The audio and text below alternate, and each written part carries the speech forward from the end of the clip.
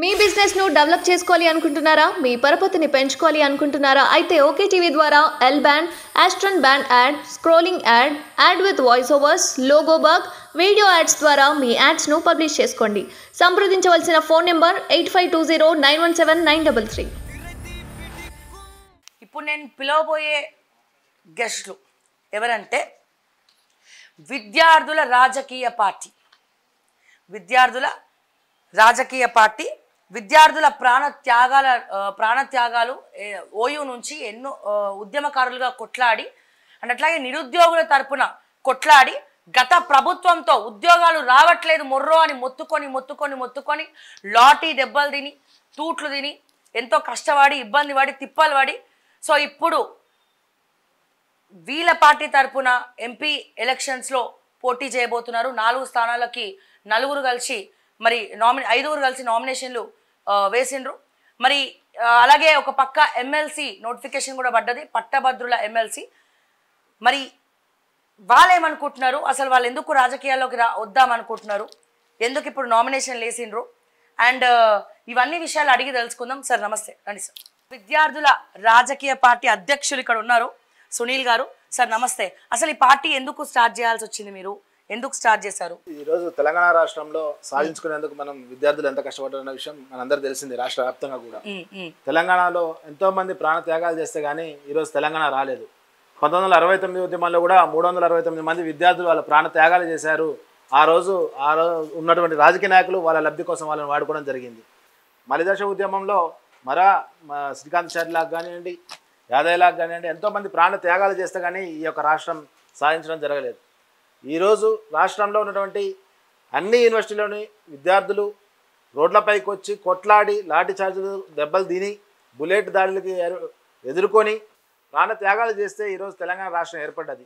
ఈ తెలంగాణ రాష్ట్రం ఏర్పడ్డ తర్వాత 10 సంవత్సరాలు మనం చూసినా కూడా ఈ యొక్క తెలంగాణలో వచ్చిన అధికారంలోకి వచ్చిన కేసీఆర్ ప్రభుత్వం ఉద్యోగ నోటిఫికేషన్ లేకుండా వాళ్ళ ప్రాణాలను ఇంకా బలిగొనేందుకు, వాళ్ళ ఏజ్ అయిపోయేంత వరకు వాళ్ళు ఇంకా నిరక్షరాస్యులుగా చేస్తూ ఈ రాష్ట్రాన్ని మొత్తం భ్రష్టు పట్టిస్తున్నారు. ఈ తరుణంలో మేము సాధించుకున్న రాష్ట్రం ఇది కాదు కదా, మేము ఈ యొక్క ఉస్మానియా యూనివర్సిటీ నుంచి, కాకతీయ యూనివర్సిటీ నుంచి, జేఎన్టీ యూనివర్సిటీ నుంచి, పాలమూరు యూనివర్సిటీ నుంచి, అన్ని యూనివర్సిటీ నుంచి మేము కొట్లాడి రోడ్ల మీదకి వచ్చి తెగించి ఎఫ్ఐఆర్లు చేయించుకొని జైలు పాలయ్యి తెచ్చుకున్న తెలంగాణ దీనికోసం కాదు కదా అనే ఉద్దేశంతో మేము ఇక రోడ్డు మీదకి రావాల్సిన సందర్భం ఏర్పడ్డది. ఉద్యోగ నోటిఫికేషన్లు కాదు, ఎలక్షన్ నోటిఫికేషన్లో మనం బరిలో ఉండాలా. అప్పుడు మన ప్రభుత్వం వస్తుంది, అప్పుడు మన నీళ్లు, మన నిధులు, మన నియామకాలు ఒక సాధారణ పౌరులు అయిన మనకి అవి చేరతాయి. అవి చేరాలంటే మనం త్యాగం చేయాలా. మనం ప్రభుత్వ ఉద్యోగం చేసి కుటుంబాన్ని రక్షించుకోవడం కాదు, మనం రాజకీయాల్లో దిగి రాష్ట్రాన్ని రక్షించుకోవాల్సిన బాధ్యత మన పైన ఉందని చెప్పి ఈరోజు మేము విద్యార్థుల రాజకీయ పార్టీని ఈ యొక్క విద్యార్థుల యొక్క ప్రాణ త్యాగాల నుంచి పురుడు పోసుకుని ఈ యొక్క ఉస్మానియా యూనివర్సిటీ నుంచి దీన్ని స్థాపించుకొని ఈరోజు ప్రజల ముందుకు వచ్చినాం. ఈరోజు రాష్ట్ర వ్యాప్తంగా కూడా విద్యార్థులందరినీ కూడా ఏకం చేస్తున్నాం. నిరుద్యోగ సమస్యకు కానివ్వండి, రాష్ట్రంలో ఉన్నటువంటి నిధులు నియామకాల విషయంలో కానివ్వండి, విద్యార్థుల రాజకీయ పార్టీని ముందుకు తీసుకెళ్ళి వాటి మీద డీప్గా రీసెర్చ్ చేసి ఏ విధంగా ఉపయోగపడతాయి ఈ రాష్ట్ర ప్రజలందరికీ కూడా తెలియజేయాలనే ఉద్దేశంతో ఈ విద్యార్థుల రాజకీయ పార్టీని స్థాపించి ముందుకు కొనసాగుతున్నాం. మీ పార్టీ తరపున మీ పార్టీ వాళ్ళందరినీ కూడా ఒకసారి మా ప్రేక్షకులకు ఇంట్రడ్యూస్ చేయండి. ఆల్రెడీ విద్యార్థుల కోసం కొట్లాడిన వాళ్ళు కాబట్టి అందరు గుర్తుపడతా ఉంటారు, బట్ ఒక్కసారి అఫీషియల్ గా ఇంట్రడ్యూస్ చేయండి. మన సుఖేందర్ రెడ్డి గారు ఇప్పుడు మల్కాజ్గిరి నియోజకవర్గం నుంచి ఎంపీగా కంటెస్ట్ చేస్తున్నాడు. కమలాకర్ వరంగల్ నుంచి ఉద్యమంలో కొట్లాడినాడు, విద్యార్థుల తరపున నిల్చున్నాడు. అదేవిధంగా నవీన్ మన సికింద్రాబాద్ నుంచి కూడా విద్యార్థుల తరపున కొట్లాడిన వ్యక్తి. ఈరోజు ఈ నవీన్ సికింద్రాబాద్ నుంచి కూడా కంటెస్ట్ చేసిన ఎమ్మెల్యేగా, ఇంతకుముందు వరంగల్ ఈస్ట్ నుంచి కూడా మన కమలాకర్ పోటీ చేయడం జరిగింది.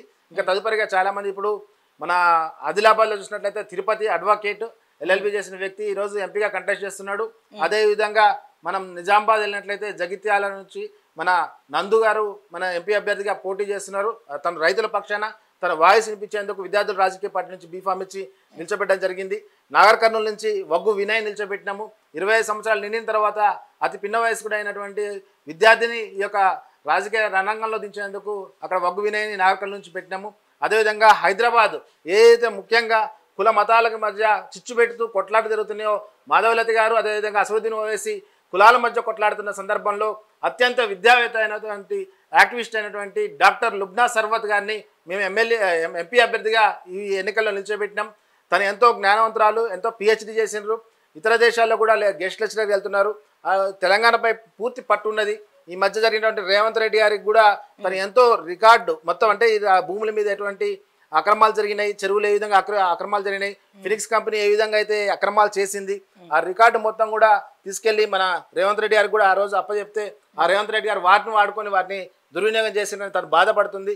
వీటన్నిటిపై తను కొట్లాడేందుకు అదేవిధంగా హైదరాబాద్ ప్రజల్ని ఇది ఓల్డ్ సిటీ కాదు గోల్డ్ సిటీ చేయాలనే ఉద్దేశం కలిగి గత 15 సంవత్సరాల నుంచి కష్టపడుతున్నటువంటి డాక్టర్ లుబ్నా సరవత్ గారిని ఈరోజు మేము హైదరాబాద్ విద్యార్థుల రాజకీయ పార్టీ లోక్సభ కంటెస్ట్ గా మేము పెట్టడం జరిగింది.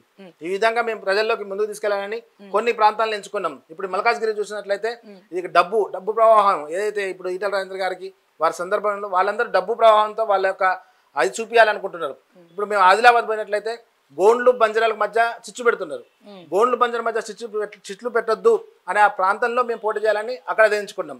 మేము ఎంచుకున్న ప్రాంతాలన్నీ కూడా ఒక్కొక్క సమస్యతో కూడుకొని ఉన్నాయి. హైదరాబాద్ ఈ విధంగా ఈ కులాల మతాల కోసం ఈ ప్రాంతాలన్నింటిలో కూడా మనం ఒక్కటి చెప్పండి సార్, ఇప్పుడు ఉన్నటువంటి పరిస్థితుల్లో బీజేపీ, బీఆర్ఎస్, కాంగ్రెస్ ఓకే, మీరేమో నిరుద్యోగుల తరఫున కొట్లాడుతున్నారు స్టిల్. కానీ నా డౌట్ ఏంటంటే పైసలు వంచండి లేకపోతే నీతిగా నిజాయితీగా మేము సేవ చేస్తామని చెప్పి డప్పు కొట్టుకొని తిరిగినా ఎవరు ఓట్లేరు. సో అట్లాంటప్పుడు మీరు మీ ప్రయత్నం ఎందుకు చేయాలి? అట్లాంటప్పుడు సందర్భం ఏంటంటే తెలంగాణ రాష్ట్రం ఫామ్ అయ్యేటప్పుడు మన తెలంగాణ ప్రజలు టీఆర్ఎస్ కండవ వేసుకున్నప్పుడు తెలంగాణ ప్రజల దగ్గర ఒక్క రూపాయి కూడా లేదు. ఉద్యమం ఒకటే ఉన్నది, స్ఫూర్తి ఒకటే ఉన్నది. ఆ స్ఫూర్తిని పట్టుకొని ముందుకెళ్ళిండ్రు. దాంట్లో మేమున్నాము, మేము కొట్లాడినాము, దాని రుచి తెలుసు మాకు. మేము ఎట్లా కొట్లాడాలా, తెలంగాణ ఎట్లా అధికారం రావాలనేది దానికి అవగాహన మాకున్నది. దానికోసం మేము ప్రయత్నం చేసిన వ్యక్తులము ఒకసారి. కాబట్టి ఈసారి మేము వెళ్ళే విధానం కూడా మాకు తెలుసు. ఏంటంటే ముందు ఉద్యమాన్ని మనం కరెక్ట్ చేయగలగాలా, తెలంగాణలో ఏం జరిగిన పరిస్థితులు తెలియజేయాలా. ప్రజలందరూ తెలుసు 10 సంవత్సరాలు ఏమైంది, ఎట్లా ఆగమైపోయినాము, తెలంగాణ తెచ్చుకున్న తెలంగాణలో నిధులు ఎట్టిపోయినాయి, మనం ఎంత అన్యాయమైన అన్నది రాష్ట్ర ప్రజలందరూ తెలుసు. అందులో విద్యార్థులు ఎంత ప్రాణత్యాగాలు చేసినా వాళ్ళ గురించి వాళ్ళ తల్లిదండ్రులు ఎంతో బాధపడ్డారు జైల్లో పాలైనప్పుడు. అట్లాంటి సందర్భంలో ఈ రోజు మీ బిడ్డలమైన మేము ఈ యొక్క రోడ్ల మీదకి వచ్చి మళ్ళీ నిల్చుంటున్నాం. ఈ రాష్ట్రాన్ని కాపాడుకోవాలా, ఈ రాజకీయ నాయకుల నుంచి ఈ యొక్క రాష్ట్రాన్ని కాపాడుకొని మన నిధులు మనం అనుభవించి ఈ రాష్ట్రాన్ని అభివృద్ధి పదంలో నడిపించాలంటే మనలాంటి మేధావంతులు విద్యావంతులైన వాళ్ళందరూ కూడా విద్యార్థుల రాజకీయ పార్టీని తీసుకొని జెండా పట్టుకొని ముందుకెళ్ళి ఈ రాష్ట్రంలో అధికారంలో రావాలని రాష్ట్ర ప్రజలందరినీ కూడా మరి చైతన్యం చేస్తూ ముందుకెళ్లాలా. ఇది కంటిన్యూ ప్రాసెస్ పెట్టుకొని రాష్ట్రం మొత్తం తిరిగి కూడా అధికారంలో వచ్చేందుకు ప్రణాళిక చేపట్టి మీరు ఇవన్నీ చెప్తున్నారు, బట్ ఒక పర్సన్ ఇంట్రడ్యూస్ చేయలేదు.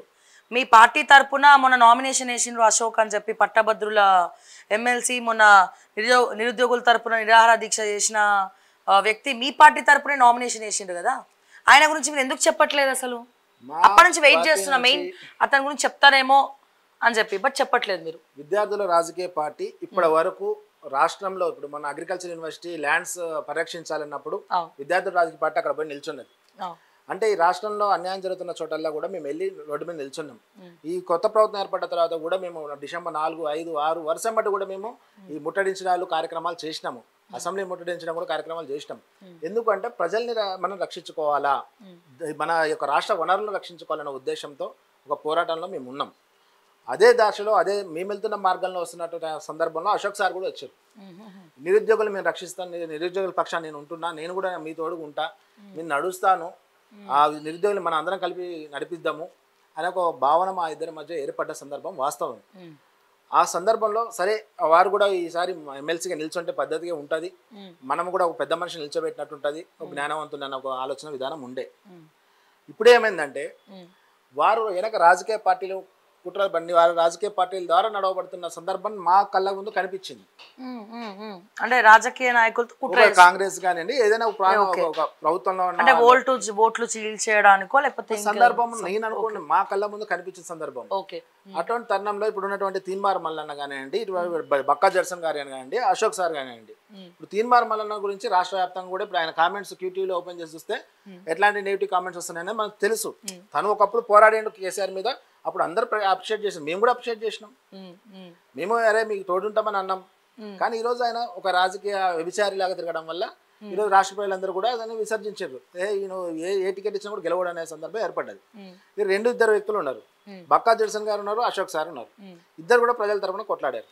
ఇద్దరు కొట్లాడిన తర్వాత ఒక సందర్భంలో ఏమైందంటే ఈ అశోక్ సార్ కూడా కాంగ్రెస్ నుంచి ఎమ్మెల్సీ సీట్ ఇస్తారా లేకపోతే టీఎస్పీఎస్పీ మెంబర్ ఇస్తారా అనే ఒక ఉద్దేశంతో వాళ్ళతో కలిసి తిరగడం జరిగింది. అంతవరకు ఉద్యమం ఉన్నంతవరకు మేము ప్రోత్సహించినాం. ఎప్పుడైతే మనం అమ్ముడు పోవాలనే ఒక ఉద్దేశం ఉన్నదో అప్పుడు మాకు వాళ్ళు అవసరం లేదు. అట్లాంటి వాళ్ళని మా పార్టీలోకి మేము ఇన్వాల్వ్ చేయట్లేదు, తీసుకురావట్లేదు. మా పోరాటం ఏంది, రాష్ట్ర ప్రజల్ని రక్షించుకోవాలా, రాష్ట్ర వనరులను రక్షించుకోవాలా. అట్లాంటిది మళ్ళీ ఇప్పుడు నువ్వు కాంగ్రెస్తో పోయి ములాఖాత్ అయ్యి వెనక నుంచి ఇప్పుడు వేరే వాళ్ళ ఓట్లు చీల్చి ఇంకా నువ్వు వాళ్ళని అట్లా చేయడం నాకు ఇష్టం లేదు. మా పార్టీలో ఉన్న కోర్ కమిటీ కూడా అదే నిర్ణయం తీసుకోవడం వల్ల మీకు బీఫామ్ ఇవ్వడం అన్నది జరగదు. మీకు ఇస్తే మాకు మేము అమ్ముకున్నట్టు ఇంకో వాళ్ళకి అమ్ముకున్నట్టు అవుతుంది. అంటే పరస్పరం మన అంగీకారం ఇంకో అంగీకారం అవుతుంది. అట్లా కావద్దనే ఉద్దేశాన్ని మేము వెలిబుచ్చుకుంటూ వారు నామినేషన్ అట్లా వేసుకొని మా పేరు మేము బీఫామీ లేదు, ఏ ఫామీ లేదు, ఏమీ లేదు, బీఫామ్ వేయకుండా ముందుకు వచ్చి వేసుకున్నారు. కానీ ఈ సంఘటన అన్ని తెలిసిన తర్వాత మేము ఆ అడుగు ముందుకే దలుచుకోలేదు, మేము విరమించుకోవడం జరిగింది. ఎందుకంటే ఈ ఇద్దరు ఉన్నది డౌట్ఫుల్ ఉందంటారు అశోక్. అంతే కదా. ఇప్పుడు బక్కా జడ్సన్ గారు 35-40 సంవత్సరాలు మన కాంగ్రెస్ పార్టీలో పనిచేశారు. కాంగ్రెస్ 34-40 సంవత్సరాలు అయింది ఆయన పనిచేయబట్టి. అటువంటి వ్యక్తి మీకు ఆల్రెడీ మన సోషల్ మీడియాలో చూసినాం ఎన్నిటి మీద ఫైట్ చేసిండు. ఆయనకు ఉన్నటువంటి పరిస్థితి ఏంటిది, రాష్ట్ర ప్రజల కోసం ఎందుకు పరిగెడుతున్నాడు, ఆయనకి కాళ్ళు కొంచెం సరిగా లేకున్నా కూడా రాష్ట్రం మొత్తం తిరిగి ఫైట్ చేస్తున్నాడు. ఆయన డబ్బు ఆశించలేదు, దేన్ని ఆశించలేదు. అయినా కూడా మేము ఆయన వెనకబెట్టి సరే విద్యార్థుల తరపున ఉన్నాడు కదా అన్నట్టు చూస్తే ఇతను పోయి అమ్ముడు పోతే లేదా ఇతను పోయి ఇంకొక వేరే కార్యక్రమాన్ని పాల్పడితే మాకు ఇబ్బంది. అదేవిధంగా నీతిగా నిజాయితీగా కష్టపడ్డ బక్కా జడ్సన్ గారికి మేము ఒకవేళ ఇవ్వకపోతే మద్దతు తప్పు చేసినట్టు కదా. ఆ ఉద్దేశంతో మళ్ళీ మేము పరిశీలన చేసుకొని బక్కా జడ్సన్ గారు ఈ రోజు రాష్ట్ర వనరులు కాపాడేందుకు చాలా వరకు కష్టపడ్డారు. అది మనందరూ కళ్ళ ముందు తెలిసింది. ఓకే, మనకి వెనక జరిగింది ఏమీ లేదు, కళ్ళ ముందు ఎప్పుడు పోరాడుతూనే ఉన్నాడు. ఇప్పుడు కూడా కాంగ్రెస్ నుంచి బయటకు వచ్చి పోరాడుతుండు. ఏంటి ఇప్పుడు ఆయనకు వచ్చే ఓట్లను చీల్చడం కోసం ఈయన నిలిచోబెట్టారన్న ఉద్దేశం ఉంది కాంగ్రెస్ లో. ఒక తీన్మార్మలను గెలిపించడం కోసము బక్కా జడ్సన్కి వచ్చే ఓట్లను కూడా చీల్చేస్తే ఒక 4 ఓట్లు అడ్డుపడి గెలుస్తారు కదా అనే ఉద్దేశం ఉన్నదా అనే విషయం కూడా. ఎందుకంటే మనం ప్రజలు గెలవాలా, పార్టీలు కాదు, ఇక్కడ ప్రజలు గెలవాలి. కాబట్టి మేము ఈరోజు ఆలోచన చేసి అశోక్ సార్ అనే వ్యక్తికి మేము ఆ యొక్క బీఫామ్లు ఇవ్వలేదు, ఏ ఫామ్లు లేదు. వారి విధి విధానాలు నచ్చక వారిని దూరం పెట్టడం జరిగింది. ఈరోజు విద్యార్థుల రాజకీయ పార్టీ మా సంపూర్ణ మద్దతు బక్కా జడ్సన్ గారికి అందించి వారిని ఎమ్మెల్సీగా నిల్చోబెట్టి ఎమ్మెల్సీగా లోపలికి పంపించేంత వరకు కూడా మేము విద్యార్థుల రాజకీయ పార్టీగా పోరాటం చేస్తాం. అదేవిధంగా బక్కా జడ్సన్ గారు కూడా తప్పు చేసినట్లయితే మాత్రం మేము ఏ విధంగా చర్య తీసుకోవాలి ఆ విధంగా చర్య తీసుకుంటాం. దాంట్లో ఎటువంటి మొహమాటం లేదు. అండ్ మోర్ ఎవర్ మేము ఏ పార్టీలకి సంబంధం లేని వ్యక్తినే మేము ఎంచుకుంటున్నాం తప్పించి పార్టీలకు ఉన్న సంబంధం ఉన్న వ్యక్తులు మేము ఎంచుకోవట్లేదు. ఆయన పూర్తిగా 4-5 ఇంటర్వ్యూలో చెప్పిండు నేను ఏ పార్టీకి పోనని, నేను కేవలం ఇండిపెండెంట్ ఉండి ప్రజల కోసం కష్టపడతా అన్న, నా ప్రాణం అంత వరకు అట్లా కష్టపడతా అన్నాడు. ఆ ఉద్దేశంతో ఈ రోజు మేము మా పార్టీ నుంచి కూడా నామినేషన్ వేయకుండా ఆపి ఉన్నాము. లేదా నిన్న 9వ తారీఖు కూడా నామినేషన్ వేద్దాం అనుకున్నాం. వీరందరూ కూడా మా టీం కూడా సరే తను ఇండిపెండెంట్గా ఉంటాడు, ఫైట్ చేస్తా ఉంటుండు కాబట్టి మనం ఇద్దాము అవకాశం అనే ఉద్దేశంతోనే ఈ యొక్క విద్యార్థుల రాజకీయ పార్టీ మరి ఓన్లీ మద్దతు ఇద్దాము, బరిలో ఉండకుండా బలపరచకుండా ఉండాలని. ఇక అశోక్ సార్కి మనకి సంబంధం లేదు, ఎవరైతే ప్రజల కోసం కష్టపడుతున్నారో వాళ్ళకి ఇద్దామన్న ఆలోచనతో మన కోర్ కమిటీ మొత్తం కూడా నిర్ణయం తీసుకోవడం ద్వారా దాని మీద ఆధారపడి ముందుకు కొనసాగుతుంది.